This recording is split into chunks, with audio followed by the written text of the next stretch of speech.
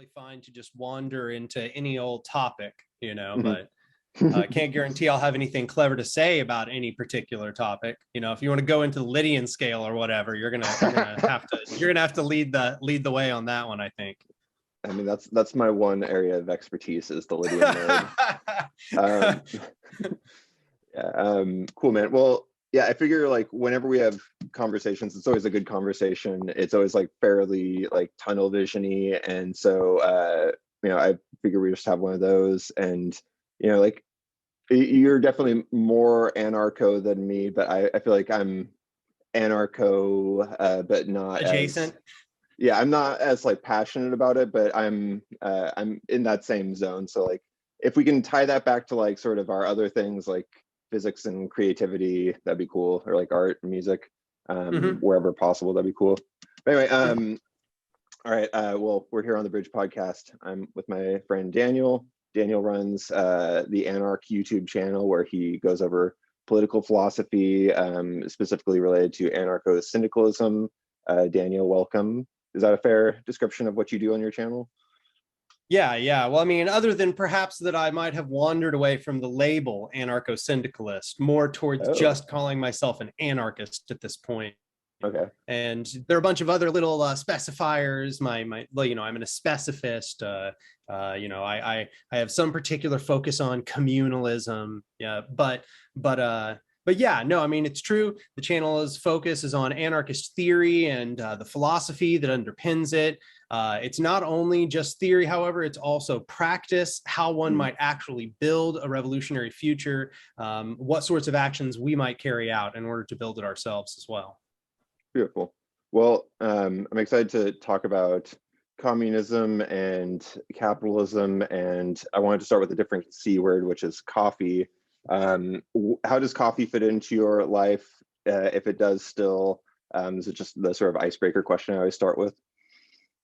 Honestly, I love coffee. I'm sort of a caffeine addict in a general sense, like I love caffeine. And personally, insofar as coffee goes, my most recent love affair with coffee was mostly like bulletproof coffee, which, I just found that it did what it advertised. It really did give me this intense mental euphoria. It felt like all the gears were turning right. It almost felt nootropic. Right? It almost felt nootropic. And I really enjoyed, and I still do enjoy bulletproof coffee. It's just when I'm not on keto, it seems like way too much fat to put in my body, Yeah. Dude, I've been crunching my numbers for various food stuff, and like my fat is insane. Like I make a meal shake and just 200 grams of fat right in there. For real. But yeah. Like I cannot for the life of me gain 1 fucking pound. So anyway. So do you do it with like butter and MCT or just the butter or cool? Yeah, I use heavy whipping cream butter, MCT oil, and I'll often put in just a splash of like almond milk or something because it like gives it a little bit more body. It cools it down a little bit as well. And then maybe like a tiny bit of like 1 packet of stevia or something. You know what I'm saying? And I find that's really good, and it just replaces your breakfast completely. Totally. With the MCT, do you do the fancy expensive like C8 caprylic stuff, or do you do the lauric and capric as well? No, I started at the bottom of the rung on that. Okay. Like I started by seeing like, what is the cheapest way I can get monochain triglycerides. Right. And so I actually did like straight coconut oil and would just throw it in there and shake it up super hard. And it would just become, but I actually did find that the little bit of investment in a better quality MCT oil was what really made a big difference. The taste was a lot better. It seemed to work a lot better. It was a better consistency. It dissolved better. All that stuff drove me to continually trying better and better quality MCT oils as I went. And now I'm actually buying the bulletproof MCT oil. But I know that there's even some that are claiming to be better MCT oils, and I haven't tried any of those. Are you talking like we don't have to talk about bulletproof coffee that long, but this is a long conversation about MCT oil, my friend. I don't know if you got an audience for this. When you say the bulletproof stuff, do you mean like the brain octane or like the whatever they call it, like the ecstasy oil or XTC? Yeah, oil? brain octane is what they're calling it. It's their MCT oil, right? Like, yeah. It is so good, but it's so fucking expensive, and God, I know. Knowing that the guy that runs the company is making any money from me, because he's a schmohawk. But anyway, cool. Well, now I know what your coffee is like these days. Let's talk about politics. Cool. So, okay. So first of all, so there's this dude that I know who is kind of like the communist guy in a friend of mine's circle. And I brought up the syndicalism thing to him. And honestly, I feel like he had so many like, oh, but this and this. And I was like, but you guys are on the same fucking team. Like, so how much variety is there within your sort of sphere of, this communist? I mean, I know you said you moved away from syndicalism in terms of name, but like, how much variety is there within this community?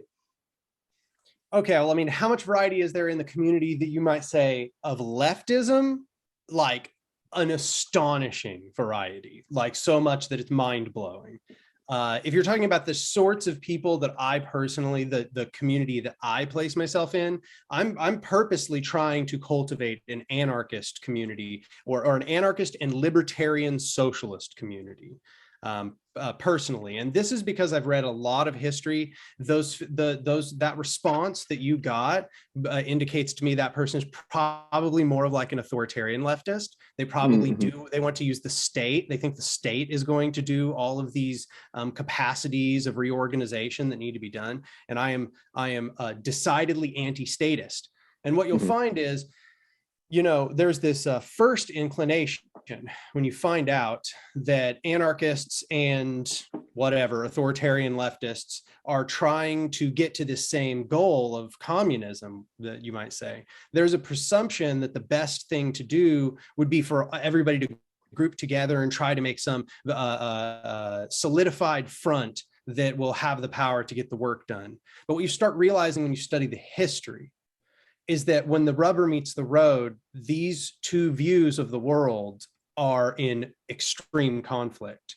The anarchist is fundamentally, theoretically predicated on not building hierarchies of power, okay? Not institutionalizing hierarchies of power. Imbalances in power, you can't really change. That's just how it is. People, there's both nature and nurture. You get imbalances of power, right? It's about institutionalizing power. It's about creating permanent hierarchies wherein some people are given power over the lower rungs in the hierarchy. This becomes a bottleneck on our fundamental ability to reorganize power in society and to give power back to the people. Whereas authoritarian leftists want to build a state, an incredibly centralized, powerful state that takes all things into its hands and then reorganizes society to its will. And you'll find that though we both suppose to have the same end goal, it is very apparent from our actions that we can't really cooperate, number one, because we are sabotaging one another as soon as we act in these opposite ways, okay? And number two, I've become increasingly skeptical that the vision that authoritarian leftists have of communism is in fact the communism of classical theory. It almost seems like they want some kind of weird dystopian world where everything is hyper controlled and hyper regulated, and there's like this incredibly powerful police state that has complete central power and controls everything to itself. I don't know how that can ever become the world that we hope to create. So this is, I guess, sort of my best explanation to help you understand why they probably had that response and understand why, in fact, I do not have this left unity perspective and that I am very much narrowly and a libertarian socialist and an anarchist. Gotcha. So in your mind, is the anarchist label is the umbrella term under which leftism is, or is is the leftist thing? I would say the broadest category we're looking at here is the left. And in fact, there's some contention that the left is a thing, precisely for the reasons I just discussed. But leftism is, in my opinion, fundamentally predicated on the idea of labor politics, I guess is the easiest way to say it. The idea that the workers should own the means of production, kind of something we're more familiar with saying, but maybe more broadly, we might say social ownership of the administration of society. Okay, that's really kind of more broadly what's going on in leftist politics. And you'll find that if you get all the way to communism, you have full social ownership.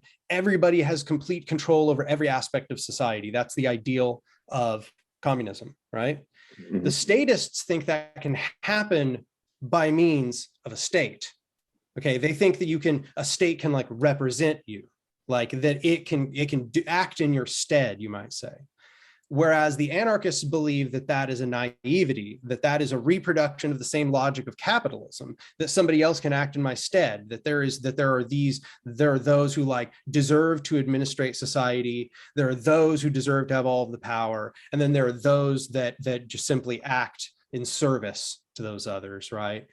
So what you'll find is this is kind of the fundamental split between those who want to use the state in order to achieve this social ownership of society, and those who believe that social ownership means that the actual society, the actual people should have control over that society. So you'll find that one has a highly centralizing tendency and one has a highly decentralizing tendency. And I think that we're both on the same page in being very much about decentralization and sort of like a bottom-up type thing. And I mean, it sounds like largely the issue with the state side is that's a top-down sort of like if you're in power, great for you, like everything's going to be wonderful, I'm sure, but like there's no sort of reasonable self-organizing thing that can happen if it's from the top down. So I mean, I saw that you were mentioning some stuff about complex systems in one of the other videos, and that's totally my jam, although like from the perspective of like a musician. So can you talk a little bit about complex systems, or like how you think something like that might emerge from, the bottom? Yeah, so I think it's perfect that you would bring that up, because in fact, it was the next place I was going to go. I think that's the fundamental limit on why their system doesn't work. Why in demonstration, why they shut out the anarchists, they sabotaged and destroyed their projects. They stopped any libertarian socialism from rising. They even stopped states which were on the more libertarian socialist side, such as Yugoslavia at the time. So they really went straight for their centralizing authoritarian tendency. And what they have to show for it is a bunch of states that devolved back into capitalism, essentially, right? And so the reason when I'm looking at this, I'm not coming from it in an ideological perspective now. At this point, I'm coming from it in a systems analysis function. I'm really looking at like, well, how did you build the machine that does the things you're saying, right? And the way, and given that you built your machine in that way, you built the political machine that's going to carry forth your future in a particular way. What are its tendencies going to be? What, because of its construction, is it going to become, right? And this is very much like my physics approach in mind. I'm really thinking about this in the way that like engineering a machine functions, or the way that systems have to uphold certain conservation laws, but other places there's no conservation laws, and how things are engineered such that they carry out those needs, right? I think about things in this very systems oriented way.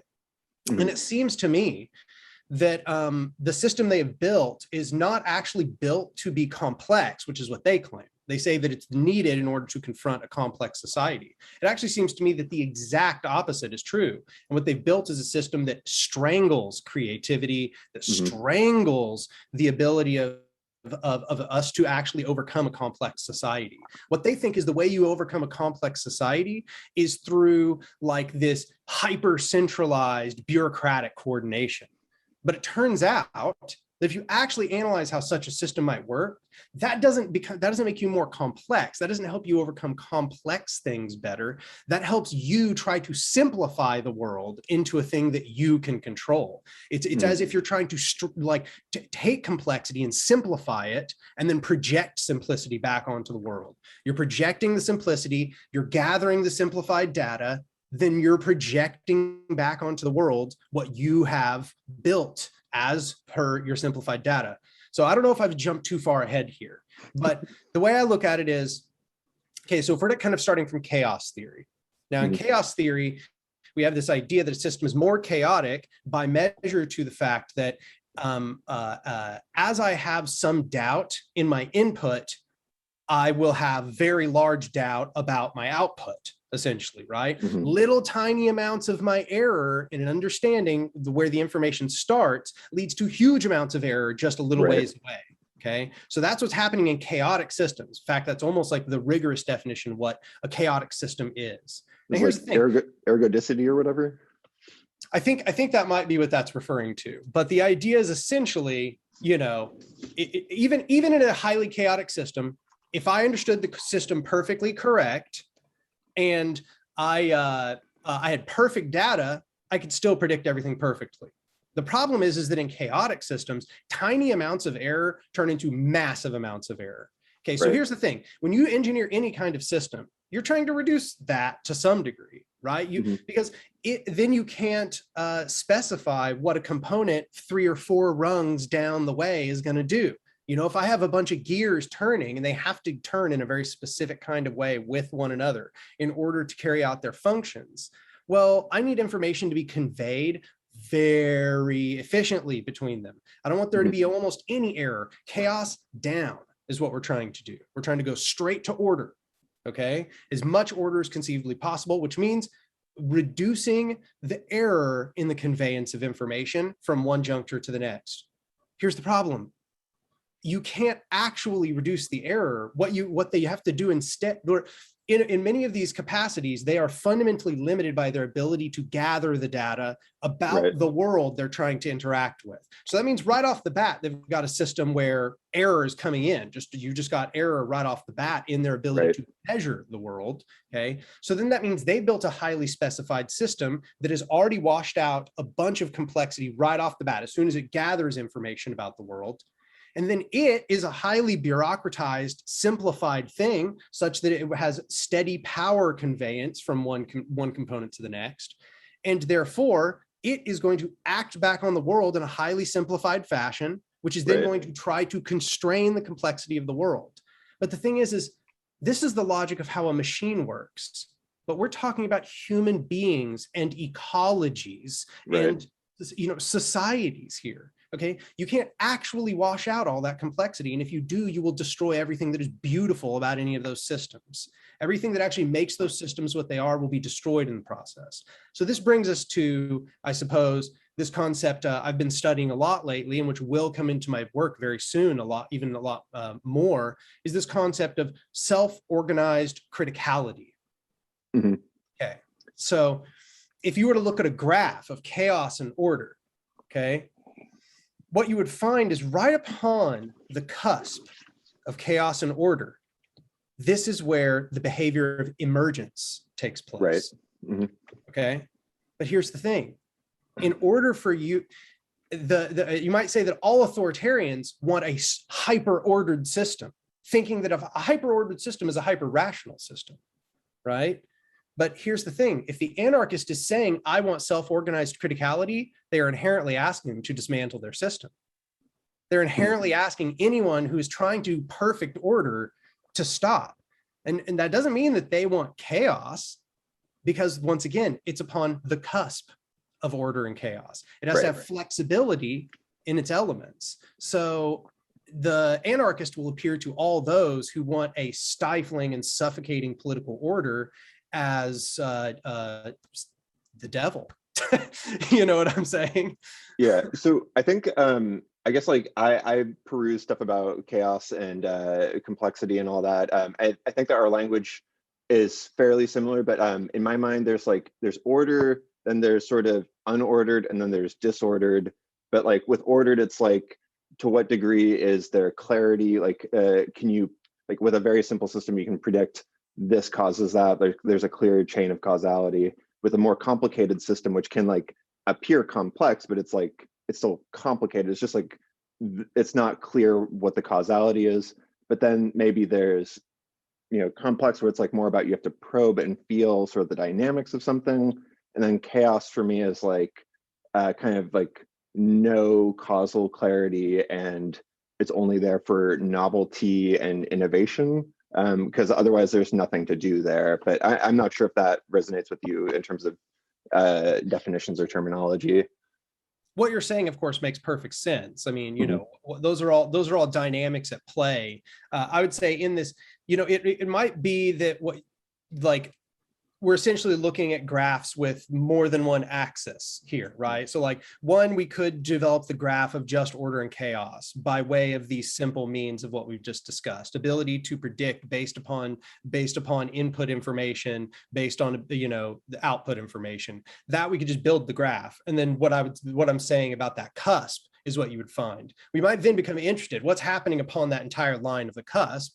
And then we could analyze it, of course, in extra axes and ask ourselves, oh, well, you know, also what could be causing the chaos, right? Okay, and we put another axis extending out. It's like, oh, well, the chaos could not have to do with complexity. It could be that we have simplicity and complexity on a whole axis here. We could look at that whole axis as well. And then maybe we'd have like a 3D region we're looking at, kind of thing, right?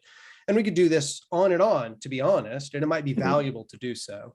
But I would say I'm interested, in a general sense, all of this applies very directly to these precepts of centralization, the usage of highly organized bodies of coordination, as opposed to the anarchists who want more flexible, more decentral systems. And what you'll find if you analyze those two approaches is that actually, by measure of the value of complexity, which has mathematical measures, right?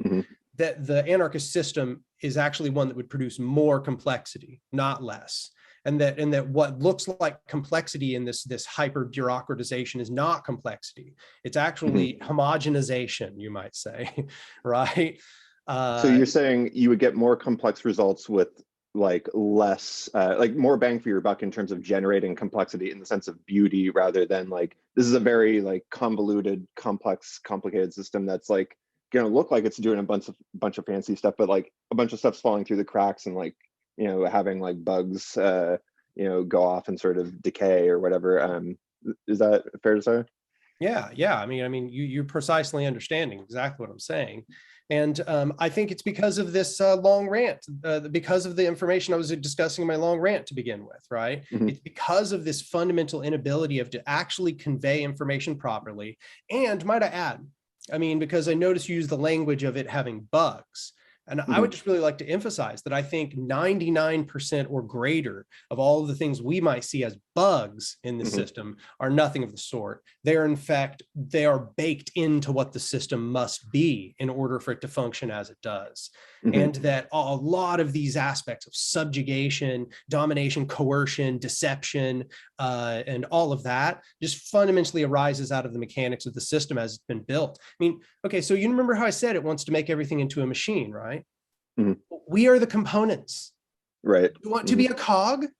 You know, like, is that what you, because that's what they need us to be in order for that to function. They need us to be like cogs in a machine, right? Not like an ecology, which responds and is complex and has many different nodes, and the flows of the system change and displace themselves, and the relations all alter as they need to in order to respond to varying stimuli. None of that. No, instead, the varying stimuli to be reduced. The people themselves that have complex needs to be reduced. Everything is to be put into the schema of a machine. And that is to me antithetical to the life impulse, to the creative impulse. Right. Yeah. So I guess a lot of the problems arise in trying to apply simple or complicated things to complex, or, you know, it seems like there's like when you put the wrong thing in the wrong category, it sort of goes awry. So I'm curious if you're familiar with this idea of annealing, like neural annealing. I'm not familiar with that phrase, no. So I guess the term annealing comes from metallurgy, but basically there are these people promoting this idea of neural annealing as kind of like this, you know, you inject a lot of high energy, in the case of neurons here, but like I feel like you could, you know, see humans as the neurons of the brain country or whatever. So like you inject a ton of energy by whatever sort of means, say like, you know, some sort of compound, and basically it's like applying a huge amount of temperature that melts things down, and then it recrystallizes in an emergent sort of self-organizing criticality type thing.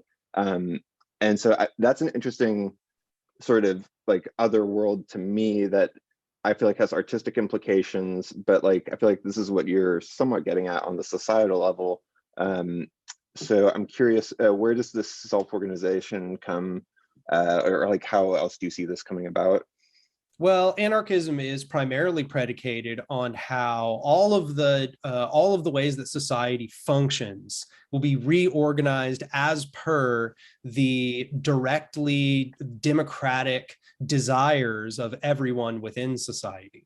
That society will be taken away from atomization, competition, power hierarchy, and instead power will be maximally distributed. The hierarchies of power will be minimized, which say, of course, maybe it's not possible to ever completely eliminate them, but we will be in a process of constant minimization, and the power will be distributed. The ability to control the social flow of power will be distributed.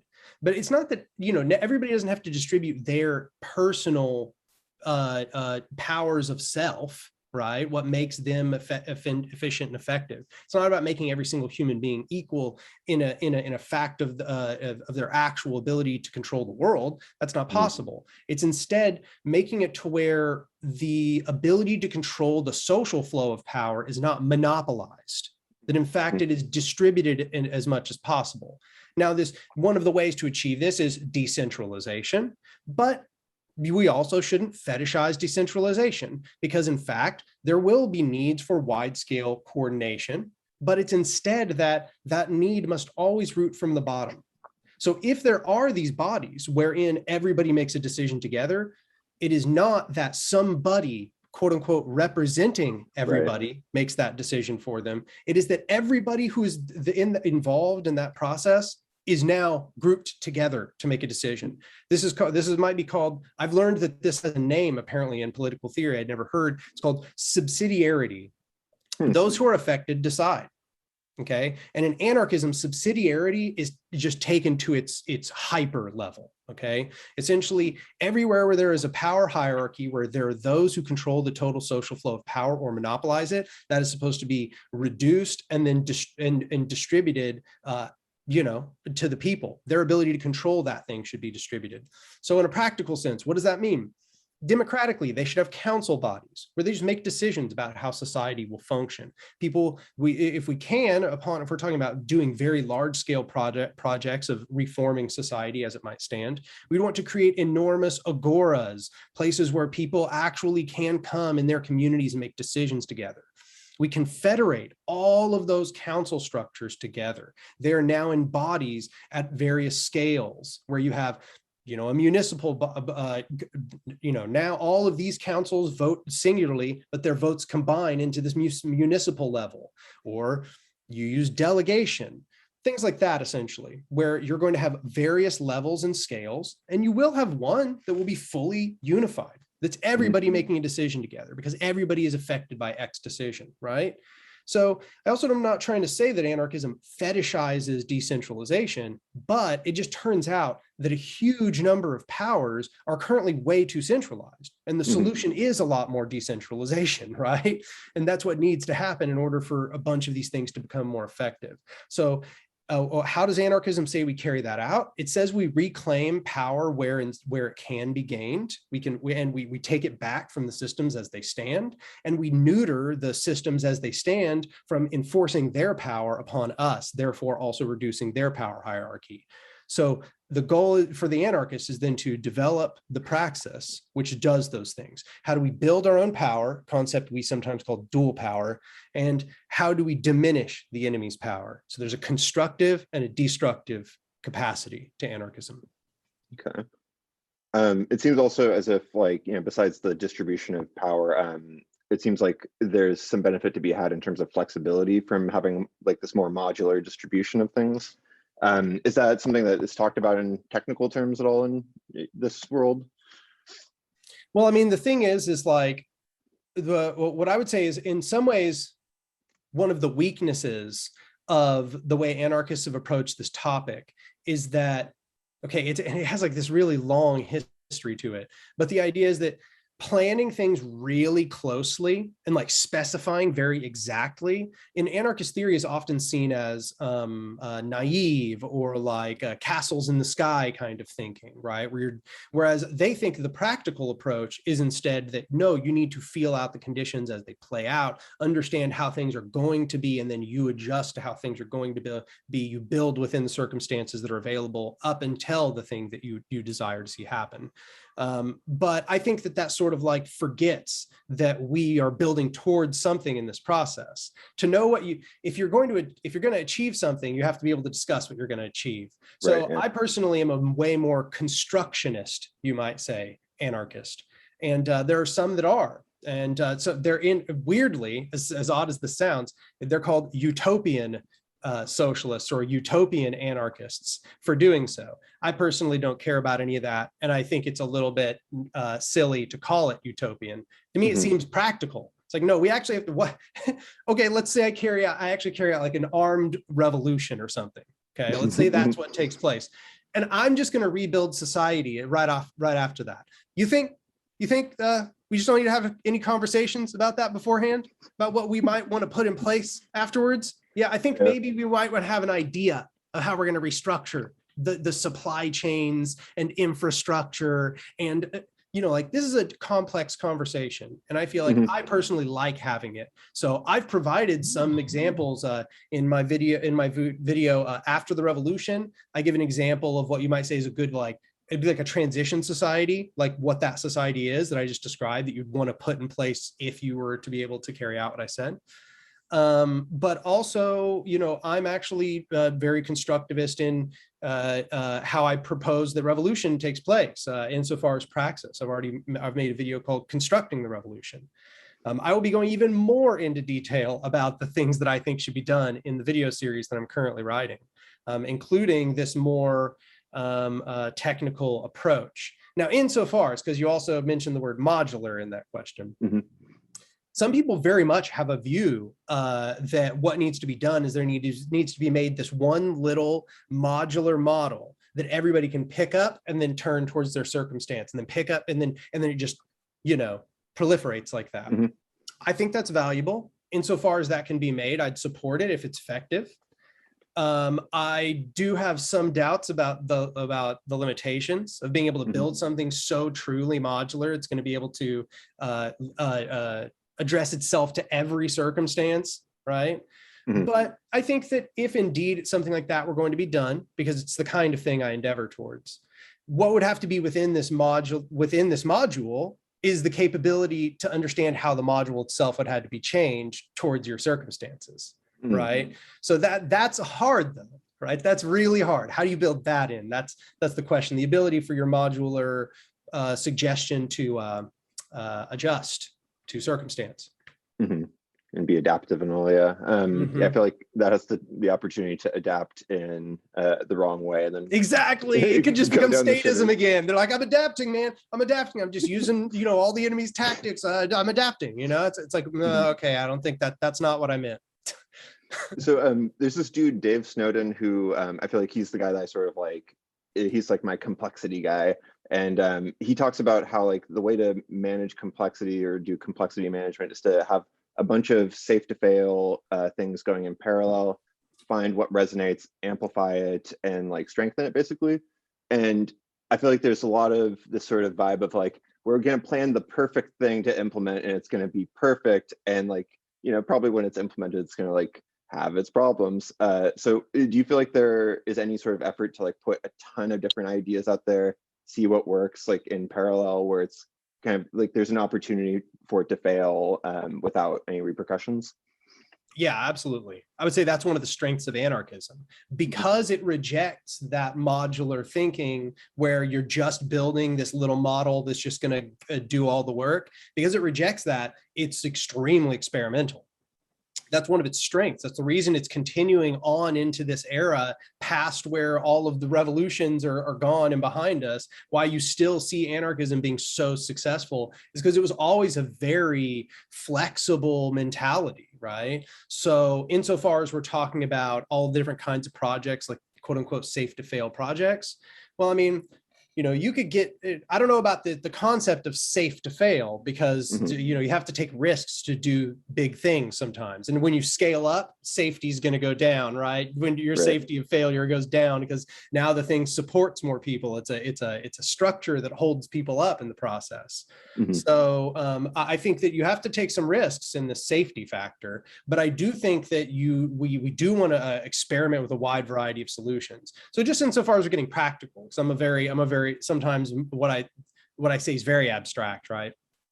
But like, for example, building neighborhood councils is something that is happening quite a bit within the movement right now.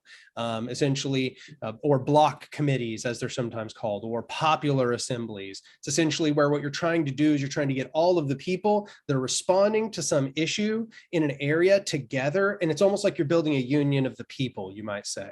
And then they come together and they create one of these council structures. And in this council structures, they decide together through processes of consensus. They create proposals which they will then carry forth and act on in their lives.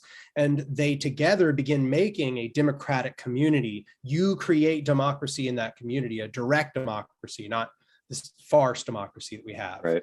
And that is one of the first atoms of this new society often. So, but is that the only thing? No, people do community gardens, and the community garden as a project brings people together, decentralizes food production, decommodifies food production.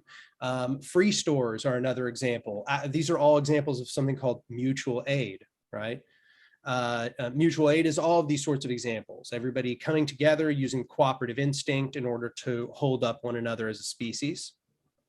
But there's lots and lots of these examples, an astonishing variety of different kinds of things, kinds of approaches people are doing, but then there's also, there's the more sort of like militant aspects where people are like squatting, for example. In Greece, you have exarcheia, where an entire area of the city has essentially been squatted and defended militantly, and the police have just ceded it to the Greek anarchists. It's an entire part of the city. And what I would like to see is, of course, that be more democratized, but that's another matter entirely. But like, there are tons and tons of examples all taking place. There are people who are establishing what are called, Kropotkin would have called them free cities. They're called intentional communities now. Yeah. But like, intentional communities where people go out and they go, oh no, this entire community, we're going to build only houses. Everybody here is in a democratic situation with one another. We farm our food and distribute it. We are a little self-sufficient economy. So I just have to stop, because in fact, the variety of experiments is that huge, right? Like that. Gotcha, yeah, I could just go on forever. Yeah, so I mean, like, I guess that makes sense to like sort of like lead by example. It's like our democracy is obviously, like you said, a farce, so it's like if somebody's gonna do it right, it probably should be done on a small scale to like be like, we figured it out over here, yeah. Like happy to open source this, and like you can take it and but yeah, I guess I'm not sure what else I was going to say on that. Well, no worries. I'll just keep rambling if you like, but well, so I have localism written down in my notes here, and like I feel like when you say localism, some people are like, and I know that there are probably a bunch of branches of localism, like there are a ton of branches of anarchism and libertarianism, but is there anything in that zone that's of interest to you, or that like serves in alignment with what you're up to?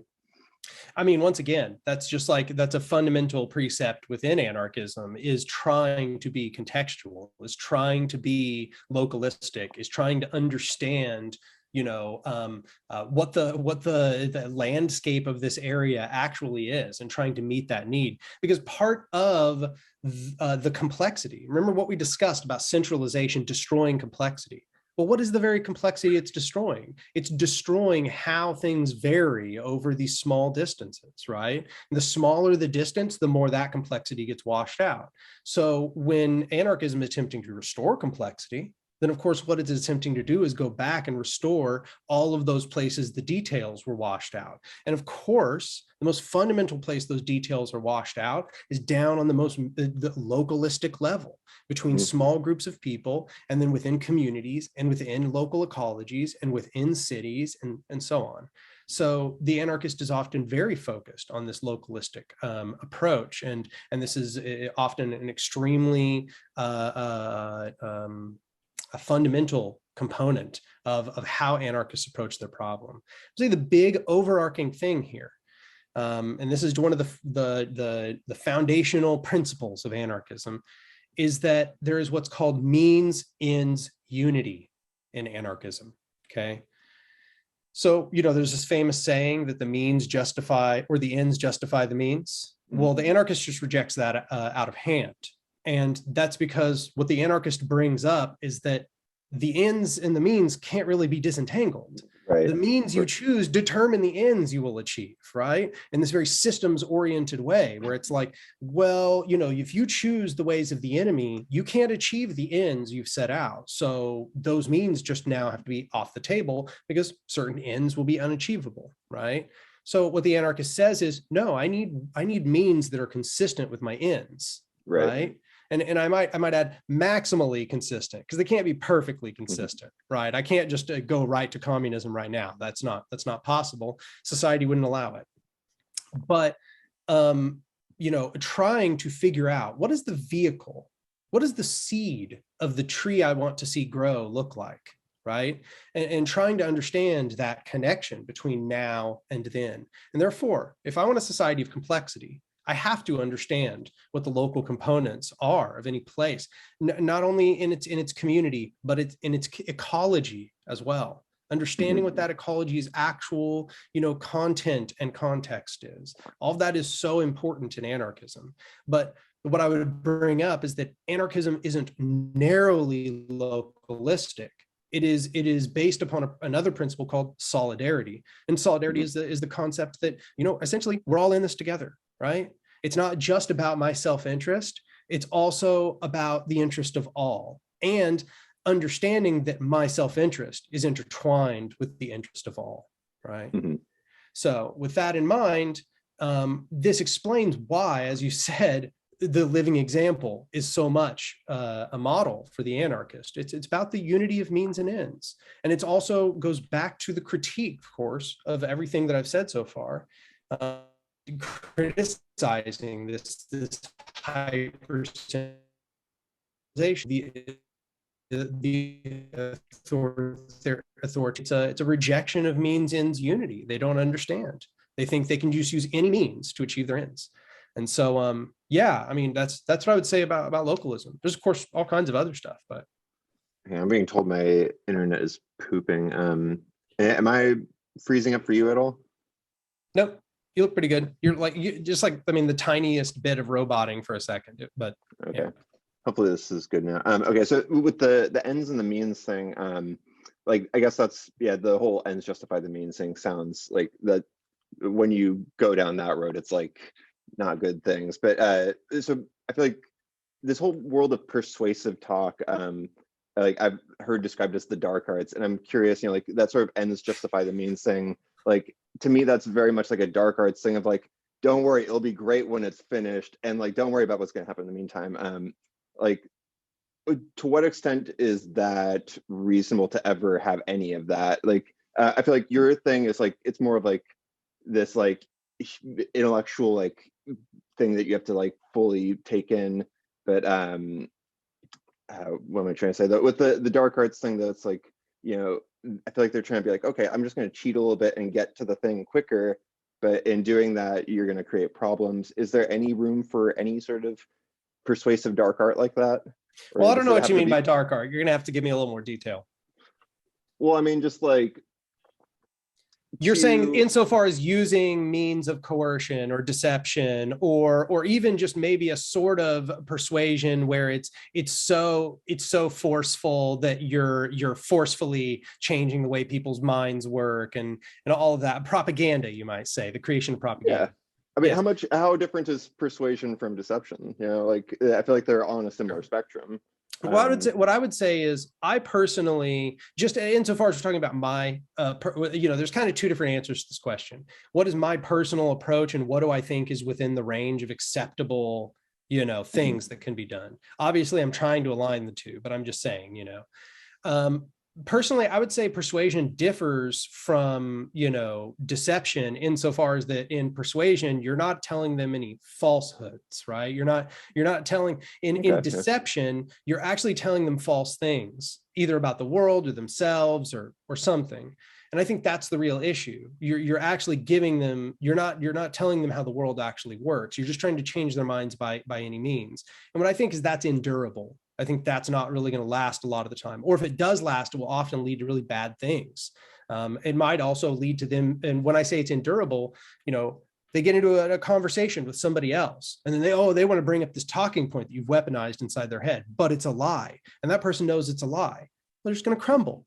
They're just going to crumble. So you built somebody who now does not have a strong understanding of the world. And therefore, as soon as anything goes wrong, they're just going to fall right out of this mentality. So I think that deception is often endurable. I think it's coercive, probably shouldn't be done. And I don't think it needs to be done, is the point I would make. Insofar as what is the extent of this dark arts? Well, the thing is I will say that there's a sort of like component of force that is taking place in any of this propagandizing, right? I mean, I would say propaganda is not bad by itself. Propaganda is based upon the word propagate. Its most primary purpose is propagating an idea, right? It's not that and that could be bad, propagating bad ideas, right? But it's propaganda to create something that is purely focused upon propagation in my mind. And that's the way it's kind of traditionally used as well. And so I would say I create propaganda. That's exactly what I'm doing, is trying to create propaganda. I'm trying to propagate ideas in this process. And I don't think it's bad to create propaganda either. So this is kind of, I guess, what you're getting at with this dark arts thing. I think it's in fact good to make propaganda if it's also true. There's no deceit taking place, and it is towards outcome, right? So insofar as like making things really quippy or like boiling them down into phrases and words that people are going to be able to, making them mimetic, for example.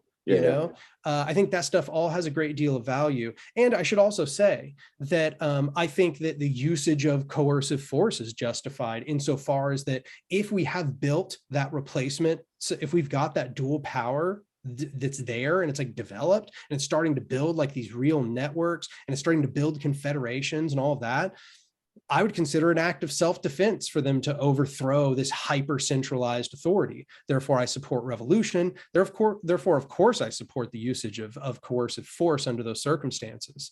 But I also don't think that all coercive force is bad. It's not that it's force that makes it bad. Once again, when I defend myself from somebody trying to murder me, I use force, right? And I might even say that I'm coercing them to do so.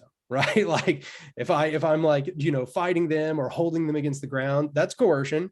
And it's not bad, therefore, to use coercive force in all occasions. It's instead to say that what is bad is establishing institutions of hierarchicalized power, right? It's not about me defending myself from force. It's about establishing a permanent situation wherein this layer of people has institutional power over this layer of people. That's the real issue.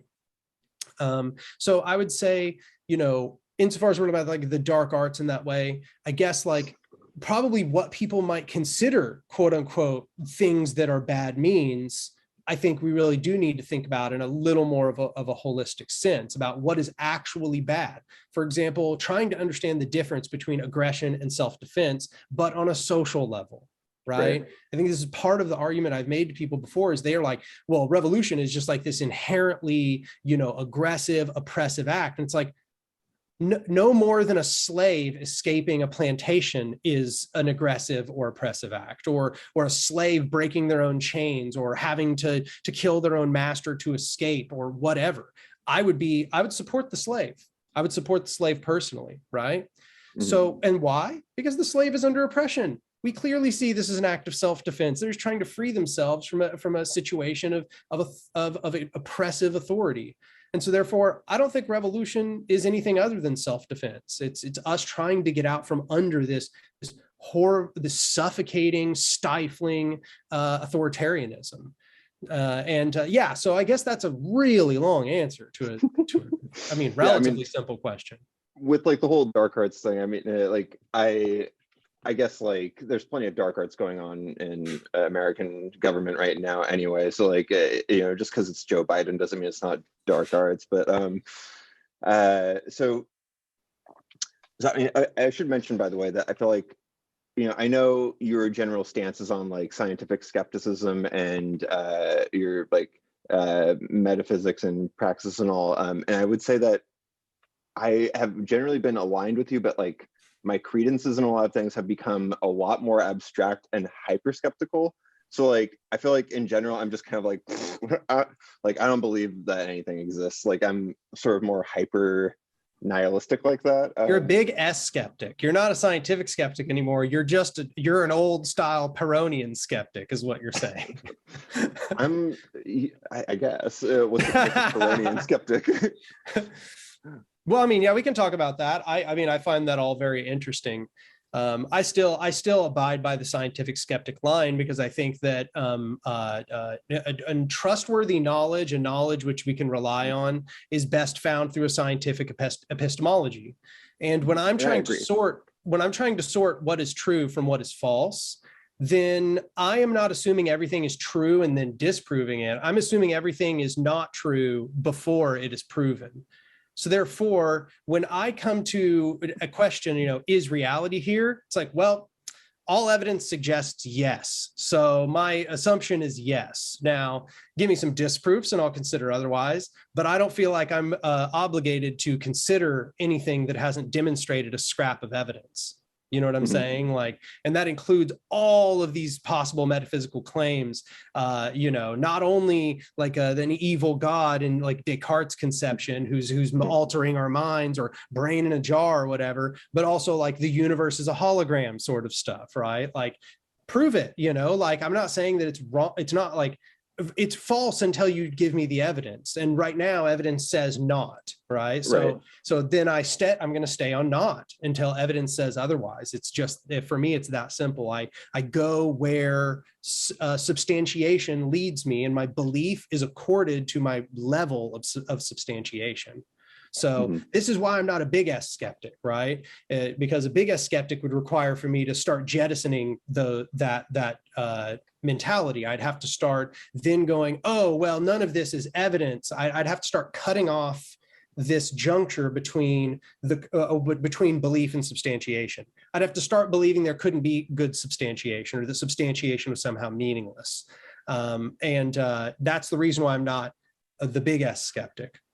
Well, I guess like, so my whole thing is like, I'm like a musician, an artist or whatever. And I honestly don't have the bandwidth to like have legitimate scientific, like heavy duty epistemology. Like I'm all into name dropping bays and all, but like, like I can't really spend that much time knowing the precise truth. And so like, I've sort of like taken a load off my shoulder by being like, whatever, like, it's fucking the world, man. Like, we can be a little bit like, sloppy and wishy-washy about it.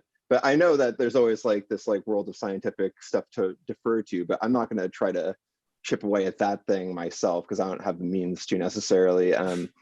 But I'm sort of curious if there's like I don't know if you know like Connor Habib, but like he's like somebody putting forth like these ideas of like occult leftism, and I'm curious if there's something that's like a less intellectual branch that you think has any sort of potency or potential to it.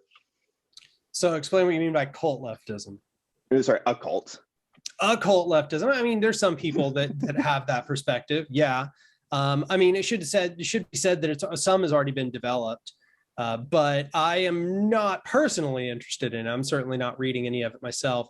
As I understand it, this is something kind of like Nick Land goes more into, but I would not want to recommend people go read Nick Land because sometimes he's very reactionary, and definitely I wouldn't like support all of his politics.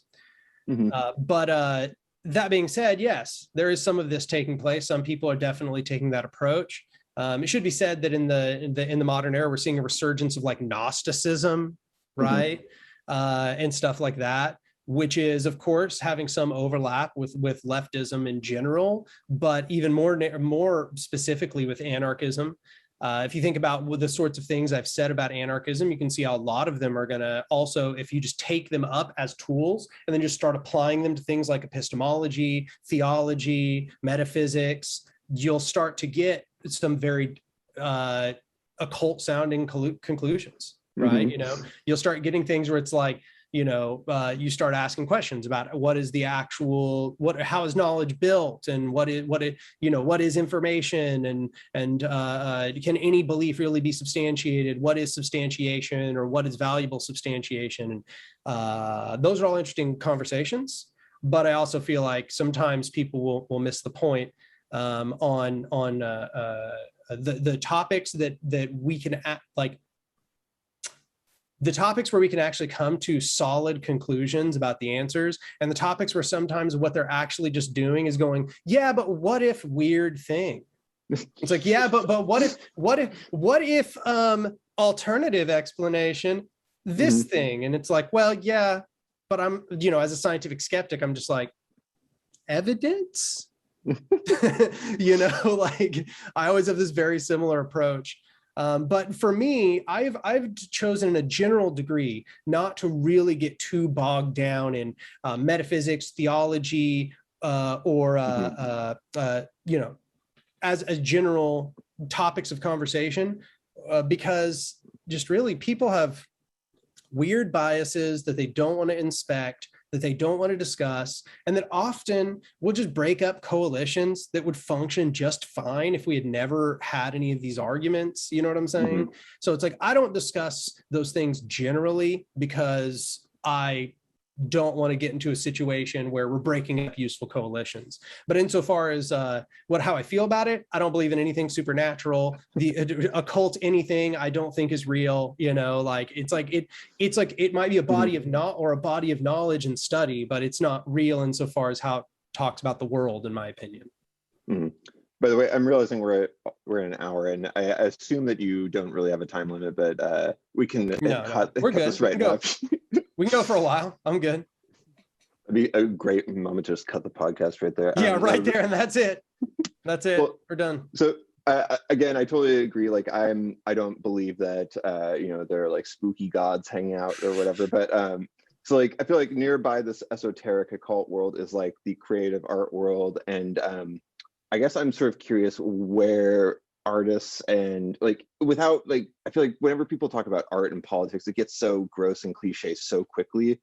And like, I feel like there's some sort of, hopefully there's some sort of innate skill that those types of people can contribute. Because like, I feel like my skill set is so much different from yours, where, you have physics, you have political theory and stuff. And I'm just like, I like fucking like chords, man. Like, so I heard somebody say something about how oscillatory synchrony is so cheap or something. Like, you can like get a huge amount of synchrony out of just oscillatory effects. And as a musician, that's what I deal with. So like, how can musicians and creatives contribute to something that's like a positive emergent movement like that? I mean, what I would say is that musicians are involved in the cultural component, right? I think one of the things that I've been really taking into consideration lately is the deep need of we typically are like, we look at like, they're kind of like these two groups that we think are really important in politics, like the theoreticians, the people who make the theory, and then the activists or whatever, the organizers, and there you go, that's it. And it's like, no, there's also this vast cultural component that is mixed up in this whole process. And I think that, getting the ideas into the public consciousness is obviously one good thing that people can do. I think that insofar that like, for example, musicians just creating spaces for the ideas to be spread, right? Like, I mean, just insofar as like a practical example, but, this is obviously not exhaustive of the possible things you could do, is just like letting an anarchist table and have like pamphlets and stuff at the show that's being done. Or, for example, you're kind of doing a praxis right now, you're having me on your podcast, right? Like now I'm here spreading some anarchist ideas, right? But like, this is, I would say, more broadly, getting these basic ideas, the foundational precepts of what anarchism represents into the art that is being disseminated into society is obviously a good thing. obviously a powerful component in the whole process, and the usage of art in order to create community spaces, in order to repair atomization, to recreate the social aspect of humanity, to rekindle, mutuality and solidarity and all of that. I think it's highly valuable. Might I also add that just at a truly fundamental level, I think that creativity as an impulse, and I mean this just like way down at the root, like we have the construction and deconstruction, creation and destruction, both of these impulses are important, but the creative impulse is truly one of the most important parts of this whole project. And art is a pure representation of the creative impulse. It is the creative impulse freed. It's almost like we found all of the places where this is where only pure creation takes place, or the most pure creation, where the least amount of destruction is mixed in. Like I think about a lot of art like that, and it's almost like it is the optimization of this payoff of creation and destruction. It's where creation is hyper maximized and destruction is very minimized, right? And so I don't know. I think it's a natural. I think it's the sort of thing that anarchists just value, insofar as the sort of society we would want to create is a society where creativity and art are flourishing, where this impulse is the one that society is built to fulfill, not the destructive impulse, not the impulse of domination or hierarchy, but instead one where all of those, the organic social product of the people is freed from domination. That's so insofar as my view on it, yeah, I mean, that's kind of how I feel. I'll be talking a little bit about that creativity and destruction component in the upcoming video. So I guess like in my music, one of the things that I've been trying to disseminate is like roughly like animal rights-ish type stuff, or like animal welfare type stuff. And so in my mind, I'm like, well, I can't fucking have another layer of like shit that I'm like trying to put out there. Like, and so I mean, like, I feel like I can't take on the duty of spreading a political message in addition to my own sort of like nearby messages. So is there anything more like, I guess like anything a little bit more subtle or abstract that the creative individual can do besides like nurturing their own creative impulse and sort of like setting that example of being generative? I mean, that I would say is we're pretty abstract at that point. But I will say, insofar as that the thing that I think a lot of artists can do, it's to reclaim your alienated power, and that is to say, to use means ends unity. Insofar as that you're distributing your art, insofar as that you are producing music or publishing books or whatever it is. Do so through those publishers, which are essentially cooperatives, or create cooperatives together, such that don't create businesses that are corporations. Create worker self-directed enterprises, right? Like create cooperative structures such that what you build in the process of disseminating your art is a transformative thing, right?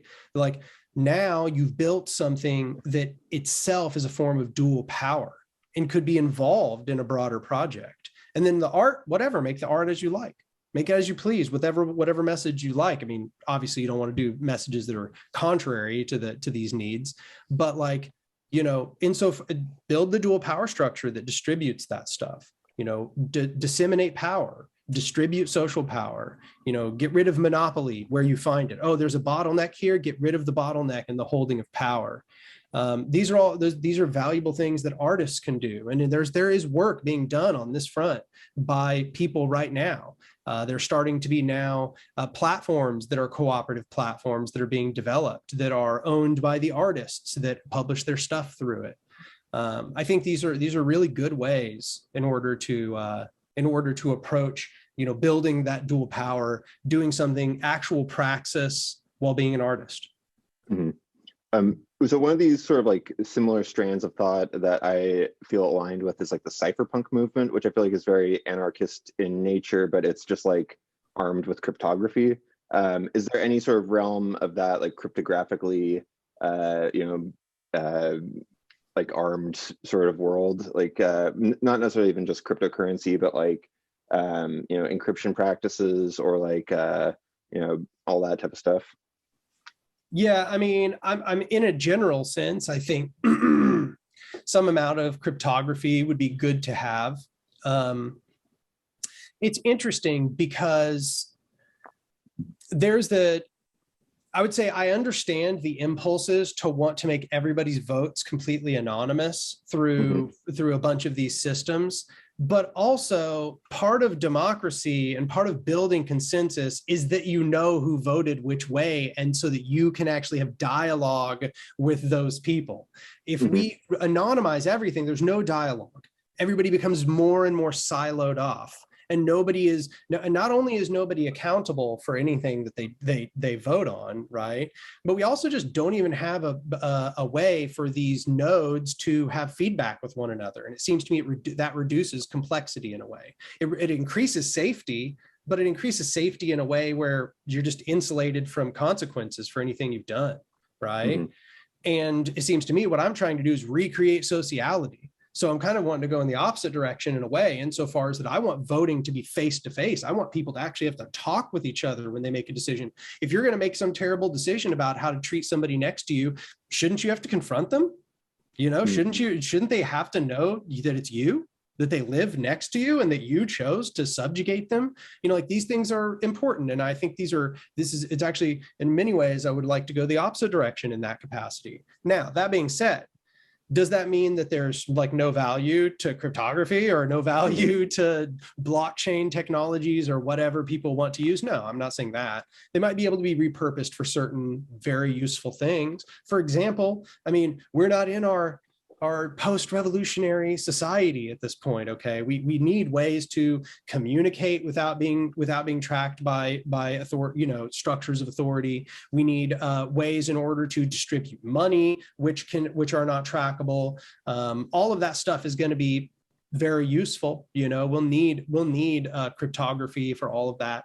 And is that to say there's also zero value in such a usage of like cryptographic voting or whatever? No, maybe there's certain circumstances where that would be a good way to do it. And maybe even, it might be said, you could mix anonymization with discourse by having it to where the identity of the person who made the vote in real life is not necessarily open, but the person is a node that can be communicated with, where still everybody could send them angry messages, right? Yes. Like, there would be some feedback, because they just like, well, nobody knows what username A3520 like so and so is, but that is a place they can send their angry messages, and that user will see the angry message, right?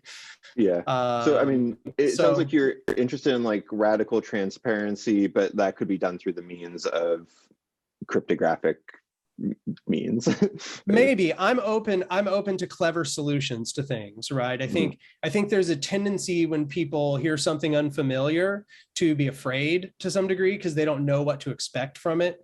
Anarchists, as much as anybody else, they kind of would hear technology like that and be like, oh man, it's techno bro solutions to problems, and it's like, no, I mean, I don't see any reason why we shouldn't utilize available technologies if they're useful, but I also think that it needs to come along with the radical critique of what could go wrong with them in process, right? That's kind of my only worry about full anonymization of the voting process.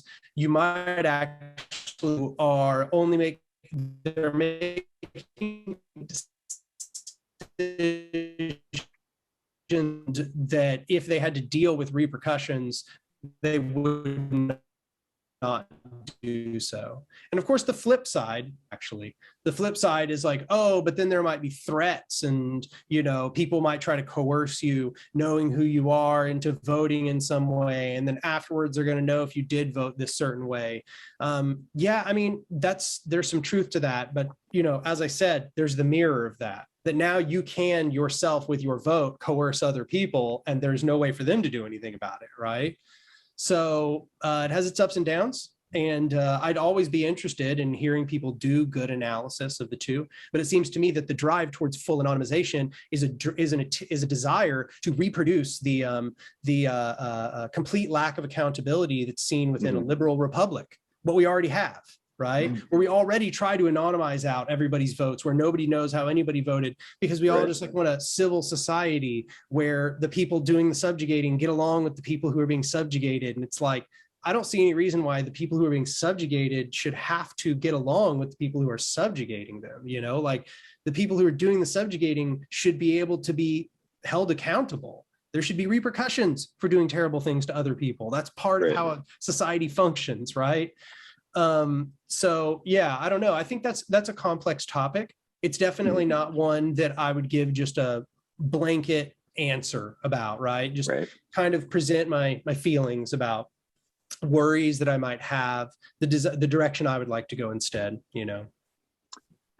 So I mean, you mentioned like somebody just having like we are attempting to get rid of situations where certain people have control of the total social flow of power, right? So there's like, you might imagine that like power originates from below, right? Or power comes from the us utilizing the ecology. It comes from us being able to achieve our ends, essentially.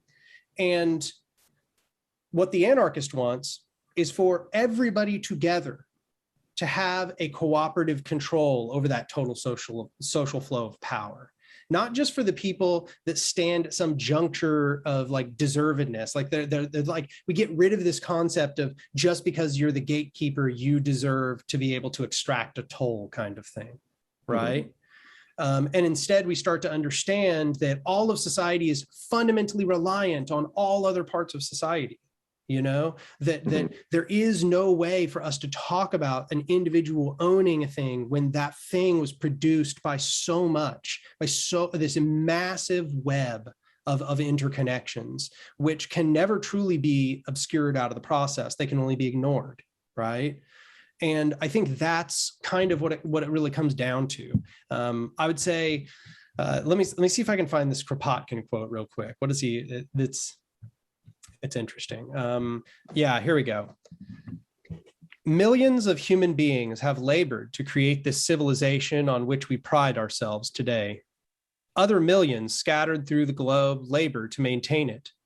Without them, nothing would be left in 50 years but ruins. There is not even a thought or an invention which is not common property born of the past and the present. Thousands of inventors, known and unknown, who have died in poverty, have cooperated in the invention of each of these machines which embody the genius of man.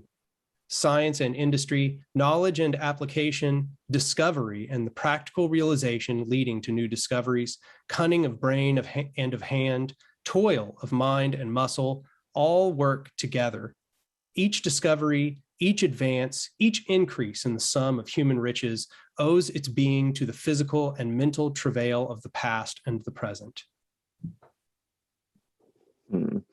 So I guess, like, you know, you mentioned like the interconnected web of everything, and in my mind, I'm just thinking of that as like some sort of like I guess I'm visualizing it like an oscilloscope or something like that. And so it's like, how do we make this into a beautiful geometry? And I heard somebody talking about what's it, like the Dunbar number? They were talking about like if we had like a crazy high Dunbar number, how to get it to like a scale of that nature with, quote, the right geometry. And so like this idea of like the right geometry, or sort of like the harmonic quality of it, is like how I can't help but thinking of it as. So like, what is the right geometry for the sort of final situation that you imagine here? Just increasing the Dunbar number. I think that's a tall order. I think that probably there's some amount of social construction that can be done, some amount of the reconstruction of infrastructure and where people are literally located in proximity to one another, and the sorts of people they come in contact with in a variety of different ways. I think you could probably bump that number up. But I think that there's probably also some fundamental limits to human cognition that make to where that number is not going to go to, you know, it's going to have a limit, right? And for me, I'm not even certain that the solution is to create a Dunbar number the size of humanity, because I don't know that's literally possible. We're not like demigods, right? Well, I mean, forget that I mentioned Dunbar. Just like in a sort of like beautiful society of your envisioning, is there any sort of like, I mean, just to like put it in more like wishy-washy creative terms, like, is there any sort of like harmonic or geometric or textural quality to it that you could like reduce to some sort of, quality like that? Yeah, I mean, I think self-organized criticality or emergence is essentially what's being discussed right there, right? When we're talking about, this sort of like harmonic, where, like you said, you have these oscillations, and the oscillations, if all you do is just change their staggering a little bit, you get like crazy, like constructive interference, and it's like double, what either of them would have been by themselves, and you get these like, this can definitely happen in a social sense. And I guess what I'm really saying is, my understanding is how you're going to get to that harmonic quality is through this creation of these dynamics that I've described, reducing the monopoly on the social flow of power, getting rid of all this infinite degree of thresholds that takes place, where every single person reduces the amount of information that's taking place in the situation. Instead, creating a more direct distributions, creating decentral coordination, and allowing the actual agents in the system to be able to shift and move and adapt to their circumstances. If you don't have that, you can't have harmonization. You can't have emergence. You can't have self-organized criticality. All you get is a machine life. And so I guess what I would say is, anarchism is that harmonic, right? Anarchism is the desire to discover that harmonic in humanity. And that's all, to a significant degree, the way I've come to think of it, Yeah, I guess like in my mind, I'm just like, how can we put this in terms of like a tuning problem? Like, I don't know if you've ever done like a biofeedback thing or like a neurofeedback. Have you ever tried any of that? No. It's interesting because like, you can put like a little sensor on, and it will like tell you kind of like how sympathetic or parasympathetic you are. And having just that simple feedback of like, okay, I need to like make this thing turn from red to green by changing my mood. I'm wondering if there's some sort of way that could happen on a more societal level, where it's like, it's not necessarily that we have any sense of what we're doing to get to the correct place, but we have some sort of feedback that is telling us like, this is how resonant we are.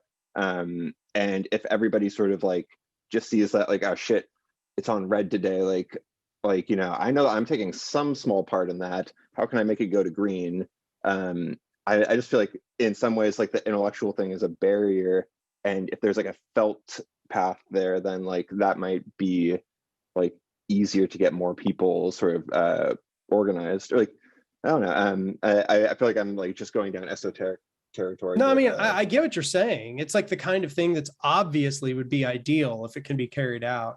I think it's probably the problem is the development of such technology that could do the process we're looking for. Certainly not impossible, I don't think, but it's going to be a challenge, and I'd be interested to see anybody who could pull off such a challenge. But I think the dynamic that would be at play here is the dynamic of trust and secrecy. This interplay between us trusting others or us believing that others are kind of like out to get us, and it's kind of based around this the interplay of mutuality and competition, right? If you believe that it's like a dog eat dog world, you believe that everybody's in competition with one another, you're going to have a tendency to reproduce that in your life. You're going to have a tendency to carry out this dog eat dog mentality and to treat others that way. Then they're going to start to feel that way, and it ripples out, right? So obviously the dynamics are real, and they do have an effect. If one could develop some app or whatever that would give people feedback that would help them be aware of a broader a social milieu of trust and all of that, could be valuable, could help people. I mean, I think some people are trying to I think the economists would want us to think that GDP is that like biofeedback or something like. But there's got to be a better method of doing it. Yeah. Wow. Yeah, no, I'm sad to say that I think that delusion is like that belief you're saying about their delusion might unfortunately be correct. But yeah, I don't think it has anything to do with the GDP. I think it definitely has something to do with a lot more with very fundamental human emotions. The actual content of what our species heritage is, which is more this cooperative instinct. It is more this mutuality. It is the storage and relayance of information, and that's really what we're trying to improve. We're trying to bring complexity back to humanity, trying to fight back against the mechanization of human beings. What about like some sort of method where, like, instead of sort of like creating a system where the end result is sort of a higher quality of life, or like a more positive valence to things, what if you distribute more positive valence before you figure out the system that would yield that? As in, like, let's say some technology comes around that like raises everybody's hedonic set point significantly. I mean, and this sounds like it would be some sort of pharmacology, but is there any sort of version of that in your world, or any sort of version of that you disagree with in a nearby world? Yeah, I mean, there's definitely some pitfalls to that approach. At first, I was like, okay, I mean, that's an interesting thing, but then I kind of started to think through problems. One of the problems is that if all you try to do is increase whatever this, you derive a metric, and the metric is, for example, let's say quality of life, but then that metric just becomes what you're focused on. Well, the problem is you're probably going to reduce out all of the detail that isn't that metric, right? So, quality of life is what we choose. So then does that mean, like, in this immediate term sense, I just want to increase quality of life? Then I just want to demand reforms. Oh, well, then social democracy is what I actually want. I'm just going to go vote for people, and then we're all going to vote really good. We're going to reduce the amount of suffering. We're going to raise the minimum wage. But the problem is what if that means can never get to the other ends? What if the ends actually require you to suffer a little bit in the meantime? What if there's going to be some self-sacrifice involved in creating that better world, and it's going to require a transition, a bridge of challenge in between, right? Where things are not it's not just going to be that everything just goes 100% in that direction, that there's going to be sacrifices. And so it's not to say that you're like, that idea is like categorically wrong. It's just to say that I could see it falling into such a path of argumentation, I guess you'd say.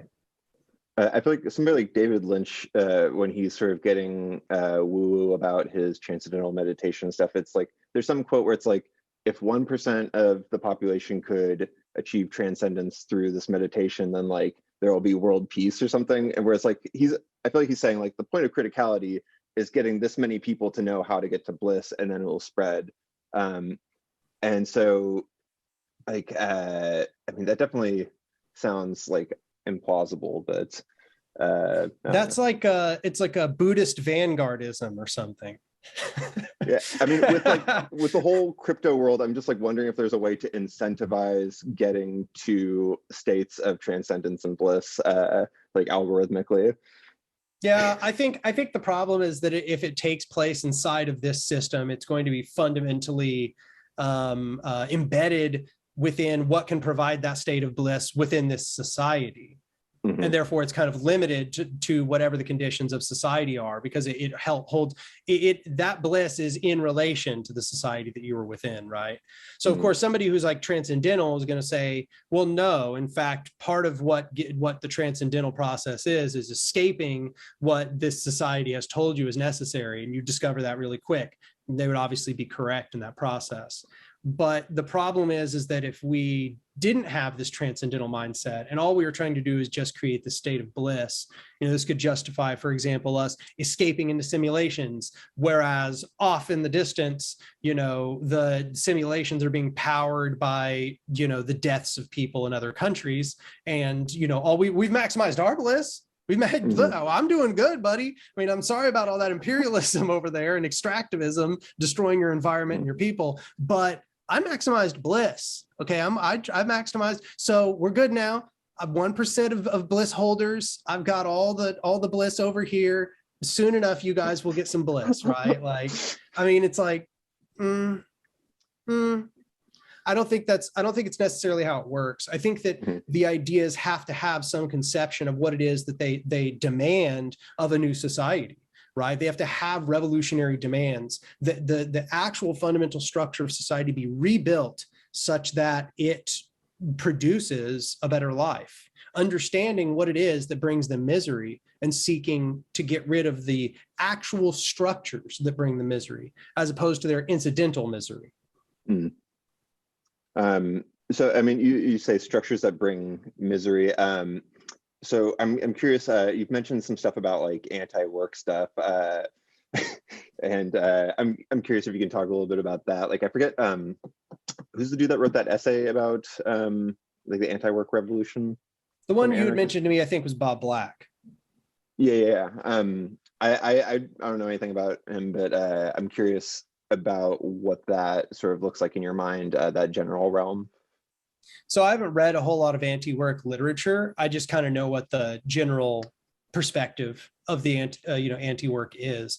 And it should be said that largely what is being discussed here is people are talking about the end of coerced labor, right? That's really what the discussion is about. And it kind of roots all the way back to the roots of leftist thought, which is that this coerced labor, wage labor in the modern era, slave era, labor in previous eras, serf labor throughout the, a whole era of monarchy.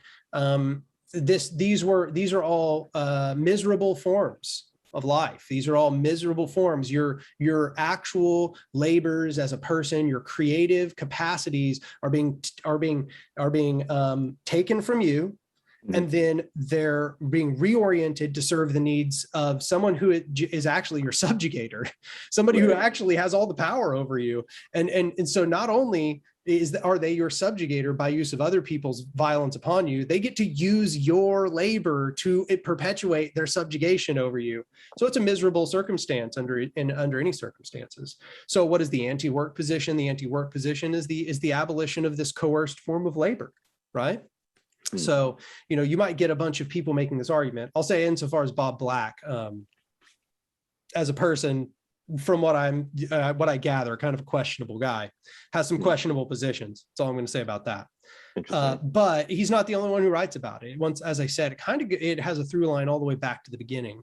But what you'll find is the reason why that this literature even has to be written is because there was a fetishization of work. As per the working class, having this extremely strong work ethic because it had been disciplined into working, right? So it's like, what is its strength? It produces everything. So it's not bad that they work. They should be proud of the fact that they are disciplined workers, and they should use that power in order to bring forward a new society.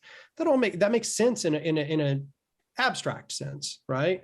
But when you start to understand what that's saying, it is to say, I'm going to free myself by continuing the very cycle of coerced labor, which gives me misery. I'm going to create a society on the back and the necessity of the very coerced labor I'm trying to escape.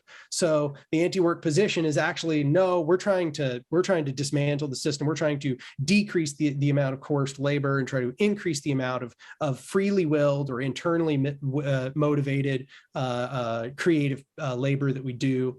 And I can see that perspective. And I get the arguments. In a general sense, I agree with the arguments as they stand. The question, of course, comes back to something we kind of discussed, which is, to what degree must there be self-sacrifice? To what degree must there be suffering as the bridge to a greater success? I think that that's a crucial question that has to be asked. And once again, it also feeds in with means-end unity and how closely can we actually get them matched, that's all. These are all big, complex topics that are all connected with one another. I mean, it's such a complex thing. Don't you feel like there's some level, I don't want to say hopelessness, but like the idea of like a bunch of people, like I feel like, I'm like over here just being like artsy fartsy guy, like trying to like talk about politics with politics guy, and I feel like I'm a smart dude, and like I'm just like, whoa. like this is a big world of stuff to internalize. So I mean, like, do you just really do you depend on everybody being sort of well-intentioned and intelligent? No, I think that, for me, a lot of this project, I am taking on the role of an artist, which is to say I am producing the work that I think naturally comes from my creative urges. My creative urges is to produce this deep level of theory, to analyze and inspect philosophy at a deep level, and to produce it in such a way that other people might want to listen to that topic. Do I think that everybody needs to grasp it at the scale that I am discussing and understand all of these fields of study and understand all of the? No, I think part of if there is any praxis to developing this theory and to developing all of these ideas, it is that we then can hand them over to new people, and those people can have them in mind and then apply them in one way or another.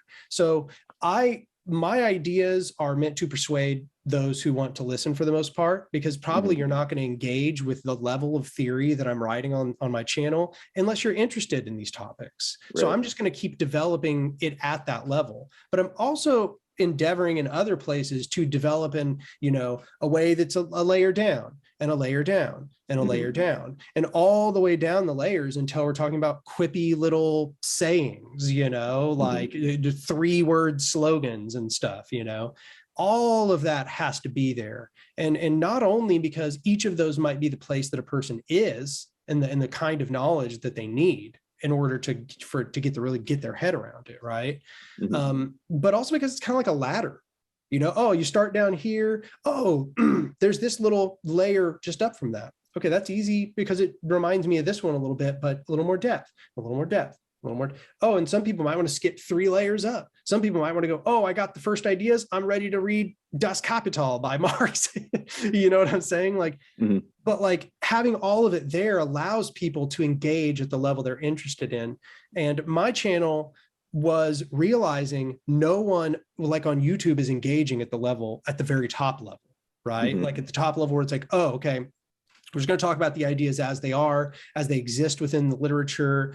I'm going to try not to cut out any more detail than is necessary. I'm going to talk about it at the level that I think gives due credence to each of the ideas and the people who they came from. I'm not going to deceive or oversimplify and so on. But I think that people have to do it at every single scale. You, of course, came in just being like, okay, let's just ask the biggest, hardest questions that are like the most overarching. And I'm just going to let Daniel ramble for 20 minutes on every single thing I ask. And like, yeah, I mean, maybe not the greatest place for somebody to start on these topics. In fact, when I was thinking about this, I was like, I have never had this detail of discussion on any other podcast I've gone on.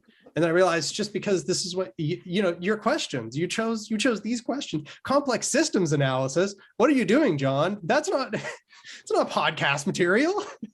Yeah, it's funny, like for anybody listening, if they're still listening at this point, like Daniel and I, when we talk, when we see each other, which is every like year-ish maybe, but I feel like it's usually like a super tunnel vision conversation kind of at the expense of everybody else that we're with. And then like somebody will come in and be like, oh, do you want like a beer? And then we're just like, beer. Oh yeah. Oh, like, right. Yes. We're at a party. Oh yeah. I forgot. Interrupted in the middle of something private or something. Right. Yeah. So, I mean, I just wanted to resume with these crazy conversations. Yeah, no, definitely. I kind of throw you for a different loop by bringing in occult references and stuff. Yeah, well, no, I enjoy this conversation. The truth is this like feels very much like the conversations I had in a physics major. You know what I'm saying? Or like when I was doing like lots of philosophy class. It kind of reminds me of a more academic discussion, but it's not one that I get to have very often because most people don't really, they're not engaging at that layer of depth, And so yeah, I mean, this is the really ridiculously complex level of it. And I haven't even gone into all the philosophical foundations and the history and all of that stuff. And yeah, but this is a description of my approach, a systems approach to anarchism, you might say. I'm curious, I know that, you do like sci-fi writing and stuff, and I know that you're working on a philosophy book? Yeah. Do you want to share any details about that, or is that still like low key? What have you done? What are you doing? Oh, you were like, Daniel, we've gone too in depth. Just tell me about all of those philosophical underpinnings now. Okay. But yeah, no, I write fiction, and I've been writing fiction since I was like 15. So it's been like 20 years of practice, and I'm pretty good at it. In fact, before I started doing political theory, the only thing anybody who knew me for was for art, was for creating fiction and world building. I love creating fictional worlds and thinking about, all of those and writing stories within them and all of that. But yeah, no, I wrote a science fiction book. I tried to get it published for a little while, but then I ran out of steam. I could probably go back and try to start getting an agent again. But I'm also writing a philosophy book, and the philosophy book might be seen as sort of the structure I'm kind of telling way up here at this meta level. It's like builds that starting from like, what is knowledge? Like what is being? What gives something the status of being, and what gives it its qualities, and then building up into, epistemology, and then building up from there into what ethics is, and then building up into a meaning, what a theory of meaning as well, and then building into eventually up into the full political structure. But this time, instead of expressed in the broader philosophical terms that I use on the channel, it's described within the philosophical terminology that is developed in the philosophy I'm developing.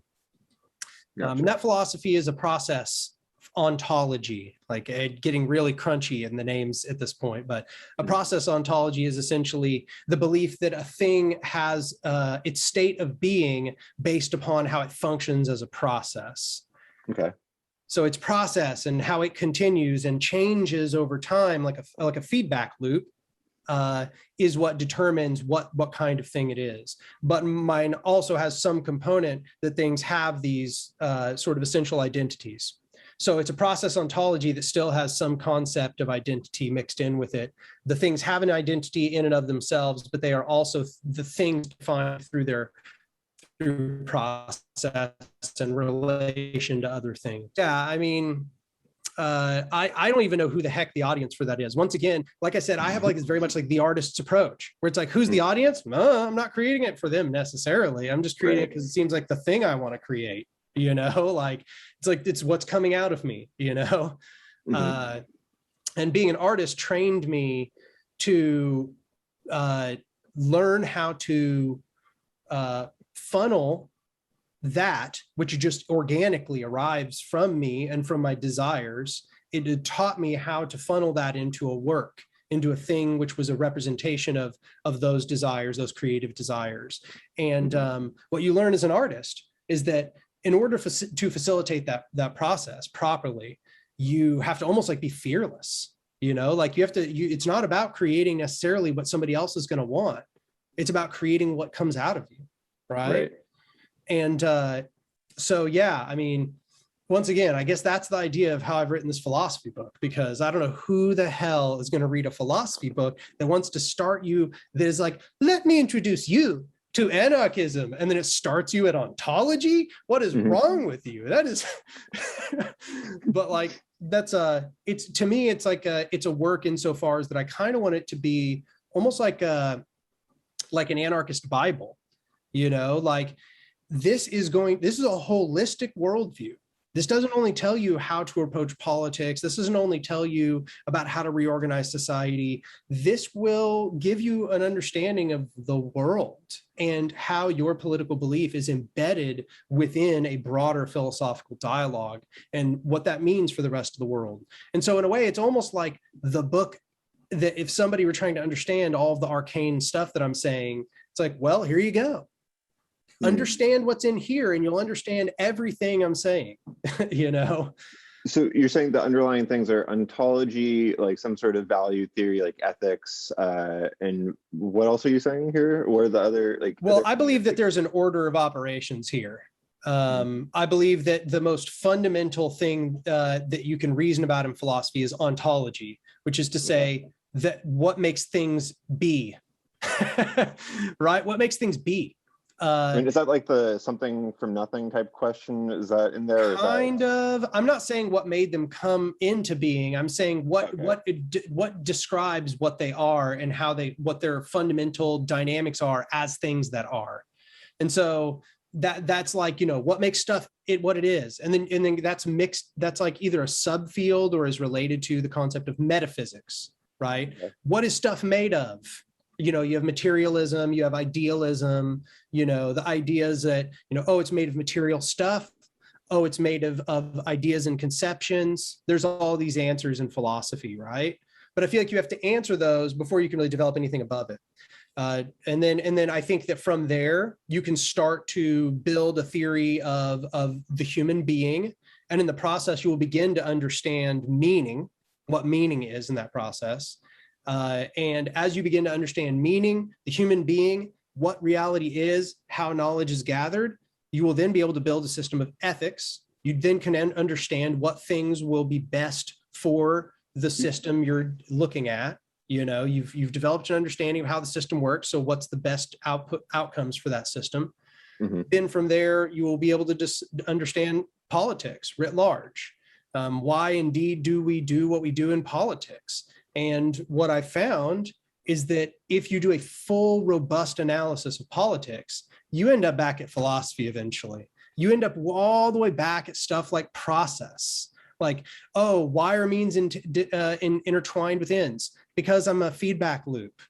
Because when I act, I change the world. And when the world acts upon me, it changes me. And that is a cyclic process. And I can't just imagine a beginning and an end point. I have to know what the process that brings me from one end to the other is, right? Mm-hmm. So it's intertwined, but it often has to be obscured precisely for the reasons that you've described. Because how the hell could I ever get to discussing what anarchism is with somebody if I didn't have an entire lecture series, if I'm starting from that things are defined through process and identity and all of that? Like, it's not possible. So instead, what we do is we learn to communicate the concepts 5 layers up, right? Mm-hmm. And so the book is attempting to start at layer 1 at the very basis and work up from there. And I've had some people, educated people, argue to me, if we use what you're saying as to be true, then you should start with logic. Maybe that's true. I don't know, because they would say logic precedes, because if logic is what the underpinning of existence is, then existence is reliant upon what logic is, which may be true. But I don't know if I got time for that. We'll find out. Right. I guess interesting. So I mean, like, for some reason I'm just thinking like, logic and like Boolean as like some sort of superposition of truth and falsehood. I don't know if that's what you're getting at, but I'm curious to just like get a quick credence on consciousness. Because if you're starting with ontology, do you have any sort of like model of consciousness that you subscribe to? Yeah, I think consciousness is an emergent property of a system that is, okay, I'm not going to use technical terms then, a system that has relations that are very well internally adjusted. Okay, so its internal adjustments to itself are very organically constituted, you might say, and its relations to its outside environment are also dynamic and organically constituted. That is to say, it's in strong feedback with its outside environment. So it's in strong feedback with itself, and it's in strong feedback with the outside environment, and this is all holistically intertwined. This is when you find, I believe, one of the things that leads to emergence of consciousness. It's also what leads to the emergence of complexity in a general sense. But I would say further than this, I think one of the most fundamental things for consciousness to exist is for it to have an array of reprogrammable nodes. Okay. Okay. I mean, just insofar as talking about a fully technical reasoning here, right?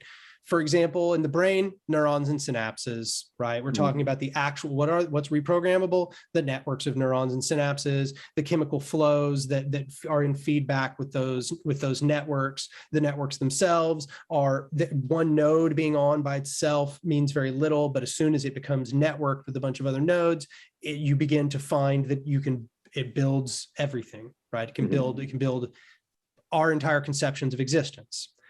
And the same thing, imagine, for example, in an AI, okay, when they're trying to figure out how you program an AI, and they're trying to figure out all these ways, and they're like taking this very top-down approach, this very, centralistic mindset, like, oh, we're going to give it this quality and that quality and this quality, and it doesn't do anything, just like this dead machine that does nothing significant.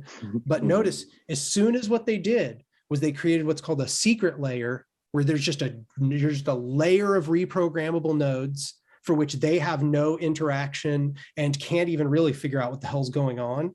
If they allow that layer to exist, boom, we get modern AI. AI begins to arise. We start to get weird emergent properties. It's so good at things we never would have even thought it would be good at, right? And that's because it has this array of reprogrammable nodes that by themselves are just like kind of on-off switch, right? But as soon as they are networked together, are like ways to store the relations of information that the system is coming in contact with. So for our brains, in our neurology, once again, neurons and synapses, in the secret layer, the nodes that it has available, that are available to it. But I would say also, this is like in a dynamic process with how the universe creates complexity. Atoms might be seen as a series of reprogrammable nodes that also derive almost all of their utility from the networking of them with one another. I think these are some of the most fundamental dynamics at play. Lastly, I would say something I'm interested in is something that Michio Kaku said one time. And he said that he thought there was a quanta of consciousness, and it's the feedback loop. And that the more feedback loops you build up in a system, the more conscious it becomes. Interesting. The recursion and all that. I'm not sure if it's that simple. I might be. I don't know. I'm willing to entertain it. But, then we get kind of like a pantheism kind of thing where it's like, oh, well, the whole universe is feedback loops. Oh, well, quantum systems are an infinite number of feedback loops. Are quantum systems super conscious?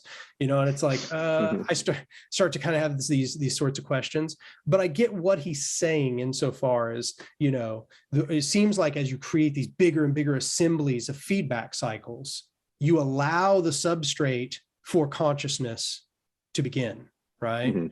So I guess without going into like neurobiology and stuff, which is not my subject of strength, those are kind of my general insights as to what I think produces consciousness. Are you into like Hofstadter, Douglas Hofstadter? I actually have good old Escher Bach on my shelf, but let's see how far I got in. I'll get it.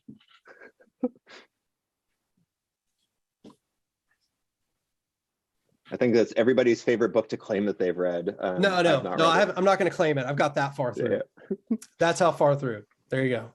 I have a buddy who was always like, yeah, man, girl Escher Bach, and then be like, so what is it about? And he's like, just like no answer. Yeah, I have a strange loop. I am a strange loop somewhere around here. Oh, right here. And I started it, but I think that over the years, just recollecting what I had read in here, I actually do numerous times think about how he also might have been kind of intimating some of that, something about how loops, feedback loops, and an iteration is an extremely important phenomenon. So yeah, I think iteration is extremely important, but I don't think iteration is just like something unique to consciousness. I think iteration is down at the base of existence, right? Iteration is existence. The fact that there is 1 second and then 2 seconds and 3 seconds is the universe iterating itself across the seconds. You know what I'm saying? So iteration is a fundamental precept of existence as far as I'm concerned.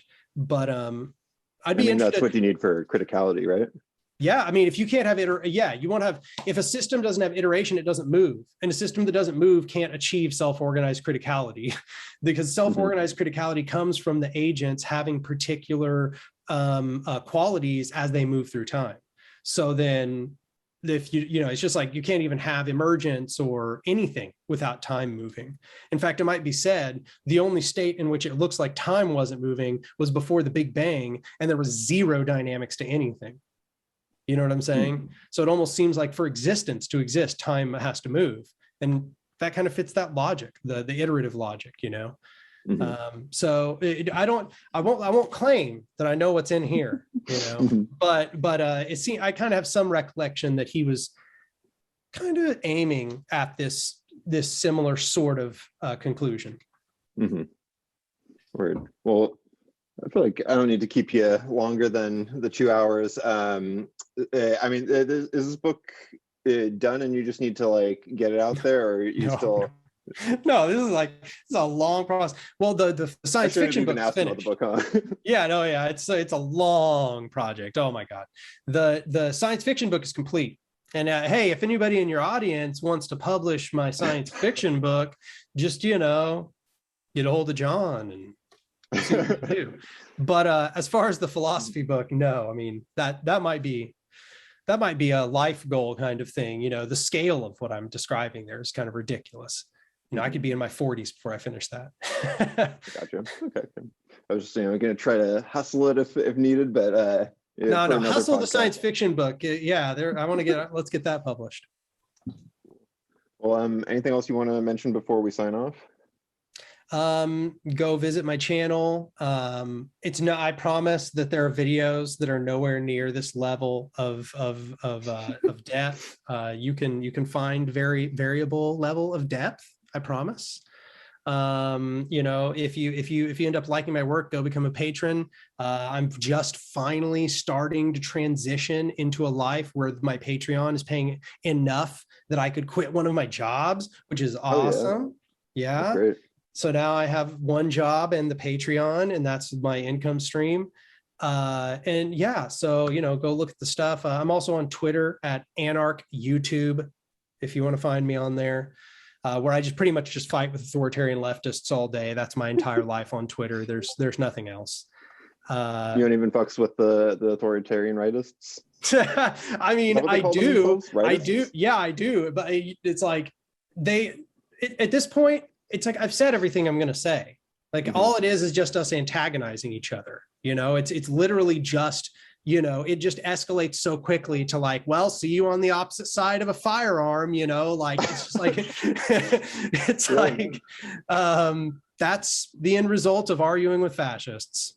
But yeah, no, I mean, I'll pretty much talk with anybody on Twitter so long as they're not bad faith actors, Right. But fascists are pretty much always bad faith actors. So anyway.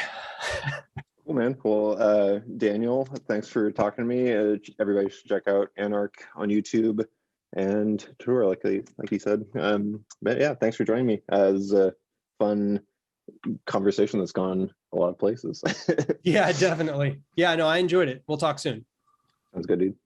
Peace.